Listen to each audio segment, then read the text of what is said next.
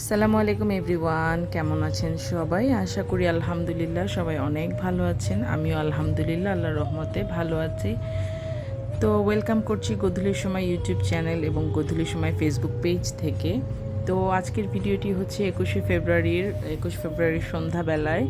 তো মাগরিবের আজান দেওয়ার পরে আমরা বাচ্চাদেরকে নিয়ে একটু বের হয়েছিলাম। বাচ্চাদেরকে আসলে শহীদ মিনারটা দেখানো, যেহেতু আমরা আজিমপুরের দিকে থাকি, তো সেই জন্য বাচ্চাদেরকে নিয়ে ভাবলাম যে রিক্সা পর্যন্ত যাওয়া যায় কি না, কারণ অন্যান্য সময় তো অনেক জ্যাম থাকে। তো এবার দেখলাম যে একদম শহীদ মিনার পর্যন্তই রিক্সা নিয়ে যাওয়া গেছে। মানুষের ভিড়টা একটু কম ছিল, হয়তো দিনের বেলায় বেশি মানুষ ছিল। তো রিক্সা থামার সাথে সাথেই ওখানে হচ্ছে খেলনার দোকান। তো আমার ছেলে স্পাইডারম্যানের মাস্কটা কিনবে, তো কিনে দিলাম। আর বড় ছেলে কেউ কিছু কিনে দিতে চাচ্ছিল ওর বাবা, তো ছেলে কিছু কিনবে না।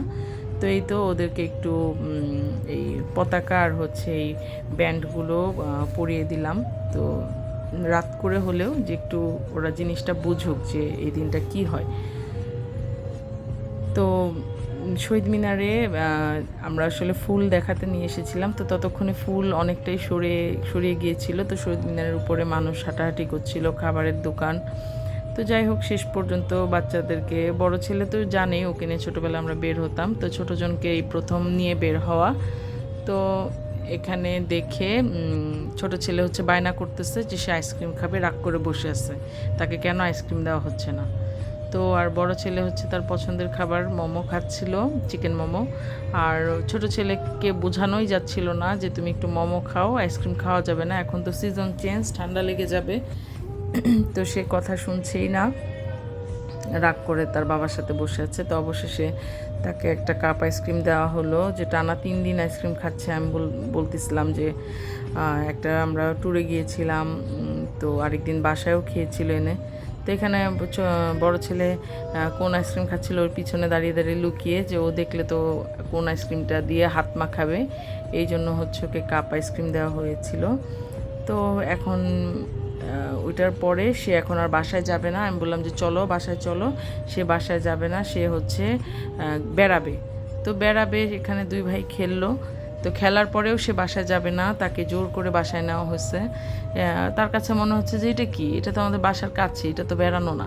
আর রিক্সায় তো সে ডেইলিই চড়ে, তো এটাকে তার কাছে মনেই হয়নি যে এটাকে বেড়ানো বলে। তো যাই হোক, বাচ্চারা দুজনেই খেলাধুলা করতেছিল, দৌড়াচ্ছিল, মজা পাচ্ছিল। তো আসলে কিছুক্ষণ পরে ওরা 2-3টা ছবি তুললো। তাদেরকে ছবি তুলে দিয়ে আমরা আস্তে আস্তে বাসার উদ্দেশ্যে যাত্রা করলাম। যেহেতু রাত 12টার দিকে, আগের দিন 20 তারিখ রাতে ওর বাবা বের হতে চাইছিল ওদেরকে নিয়ে, তো বাচ্চারা ঘুমিয়ে গেছিলো। আর আমারও ইচ্ছা করতেছিল না বের হওয়ার।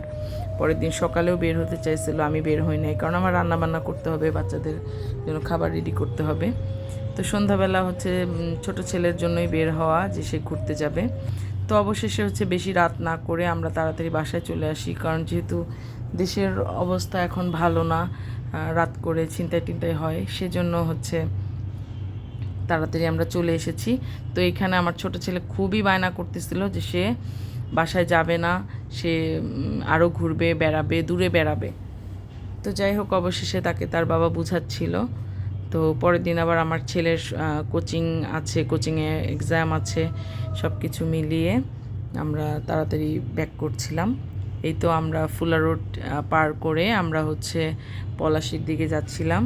পলাশীর দিকে গিয়ে অবশেষে আমরা বাসায় চলে আসলাম।